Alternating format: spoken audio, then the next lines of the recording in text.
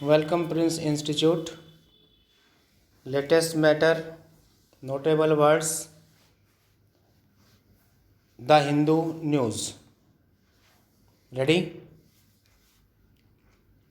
Start.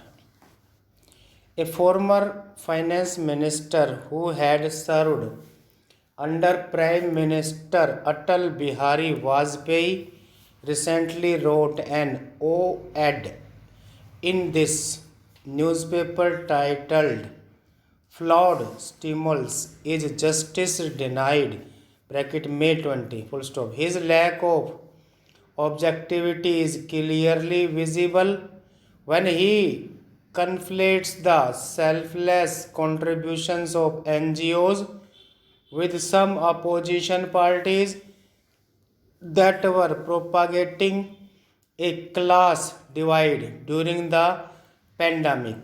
In such circumstances, it becomes necessary to counter such egregious falsehoods. India's lockdown and its enforcement has been one of the most structured exercises globally. The lockdown saved lives and its gradual easing aims to protect livelihoods. India's lockdown with minimum prior notice can be contrasted with the chaos that ensued in northern Italy when the news of an imminent lockdown was leaked by the media.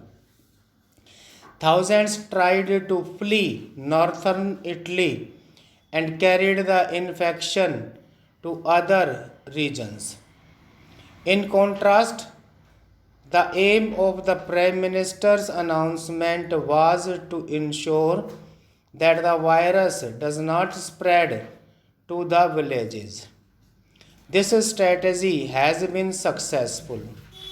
During the lockdown, the government's goal was to alleviate the hardships of the poor and vulnerable by providing free food grain through the PDS and by providing cash assistance through direct benefit transfers (DBT).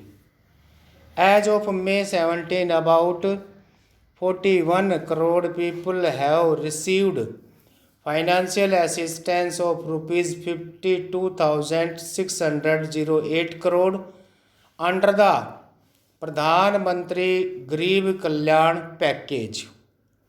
The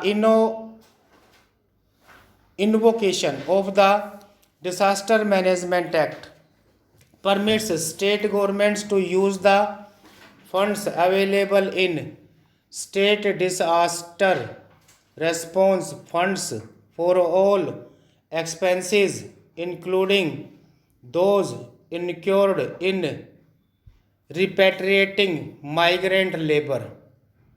Thus, any attempts to blame the Ministry of Railways in accounting for operational expenses while playing ceramic trains is grossly ill informed. The lockdown saw the union government and state governments come together in charting a unified course. The Prime Minister held 5 meetings with the chief ministers of various states since the announcement of the lockdown. This calibrated approach saw the timely easing of the lockdown and a coordinated attempt at restarting economic activity. The Prime Minister's vision for a self reliant India is based on two complementary goals: self reliance of our citizens to control their outcomes, and self reliance of the nation to control its destiny. For our aspirational classes, the economic package provides adequate support to achieve the outcomes they set for themselves. Opportunities are being provided in terms of loans to start and sustain livelihoods. The package also aims to reskill our workers. As a country, self reliance is a concerted effort at building institutional capacities. The past term has seen us make significant strides in addressing open defecation, sanitation, and empowerment of girls and women. More than 1 crore poor beneficiaries have had access to quality health care. Technology enabled governance initiatives such as DBT have been instrumental for the welfare of the poor. Leadership at the top is the single most enabling factor for building such self reliance and resilience.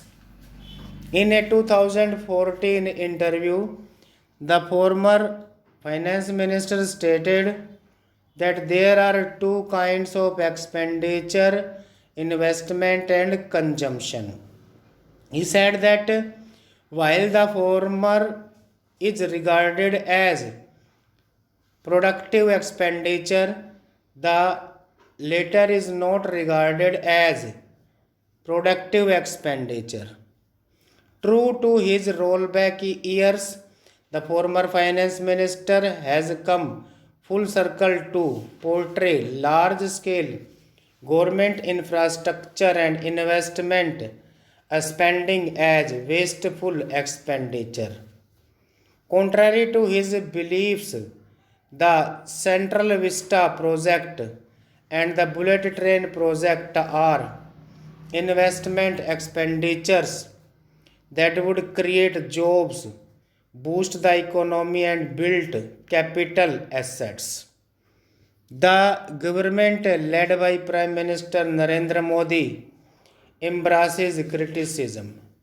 However, it is also duty bound to set the record straight when falsehoods and intellectual dishonesty are mainstreamed as opinions. Stop.